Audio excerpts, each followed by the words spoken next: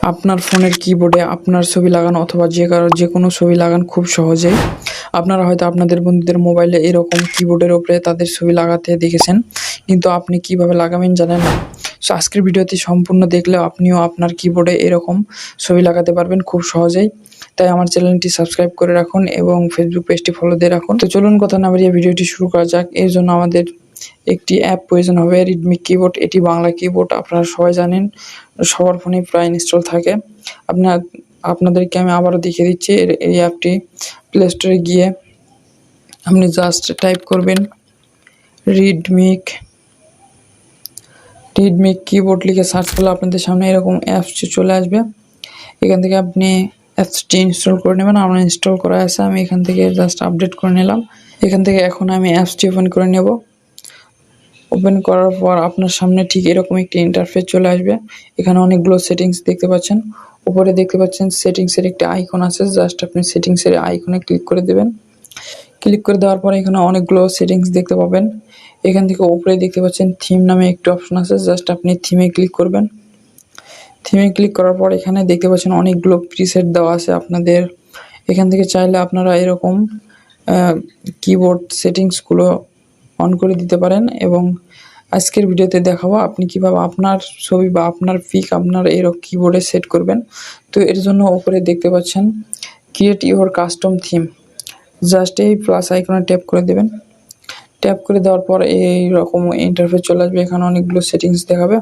আপনি জাস্ট এই পাশে দেখতে পাচ্ছেন, উপরে দেখতে পাচ্ছেন ব্যাকগ্রাউন্ড ইমেজ নামে একটি অপশন আছে এবং পাশে দেখতে পাচ্ছেন গ্যালারির মতো একটি অপশন দেওয়া আছে। আপনি জাস্ট গ্যালারিতে ক্লিক করে দেবেন। গ্যালারিতে ক্লিক করে দেওয়ার পর এখান থেকে গ্যালারিতে চলে যাবেন। এটা আপনাকে গ্যালারিতে নিয়ে যাবেন। আপনার গ্যালারিতে যে পিক আছে জাস্ট আপনি সেই পিকটি এখান থেকে ওপেন করে নেবেন। আমি আমার গ্যালারি থেকে আমার ছবিটি নিয়ে নেব। আমি আমার পিক নিয়ে নিলাম। এখান থেকে আপনি চাইলে ছবি ক্রপ করে নিতে পারেন। ততটুকু ক্রপ করে নিয়ে উপরে দেখতে পাচ্ছেন ক্রপের একটি অপশন আছে, জাস্ট এখানে ক্লিক করে দেবেন। এখানে ক্লিক করে দেওয়ার পর নিচে দেখতে পাচ্ছেন আপনাদের কিবোর্ডের উপরে ছবিটি সেট হয়ে গেছে, কিন্তু ছবিটি ঠিকভাবে বোঝা যাচ্ছে না।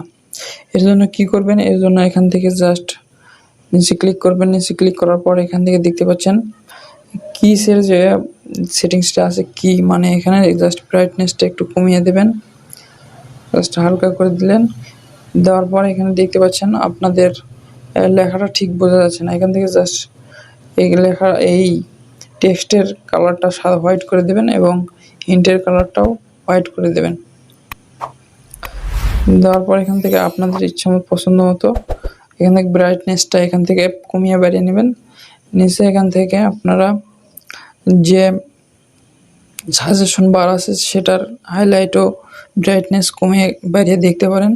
এখান থেকে ফাংশন কির হচ্ছে ব্রাইটনেস বাড়িয়ে কমিয়ে দেখতে পারেন। এরকম সেট হয়ে গেলে আপনি জাস্ট উপরে দেখতে পাচ্ছেন সেভ নামে একটু অপশন আছে, আপনি জাস্ট সেভে ক্লিক করবেন। সেভে ক্লিক করলে এখান থেকে সেভ অ্যান্ড অ্যাপ্লাই, এখান থেকে সেভ অ্যান্ড অ্যাপ্লাই হয়ে গেল। এখানে অ্যাড আসতে পারে, জাস্ট এখান থেকে অ্যাডটা কেটে দেবেন। কেটে দেওয়ার পর এখন ব্যাগে যাবেন। এখন যদি আমি কিবোর্ড অন করি তাহলে দেখতে পাবেন কিবোর্ডে আমার ছবিটি চলে আসছে, দেখতে পাচ্ছেন কত সুন্দর। তো চাইলে আপনারাও এরকম কিবোর্ডে ছবি সেট করতে পারবেন এখন থেকে খুব সহজেই। ভিডিওটি যদি একটু ভালো লাগে অবশ্যই আমার চ্যানেলটি সাবস্ক্রাইব করবেন এবং লাইক কমেন্ট করতে ভুলবেন না। ধন্যবাদ।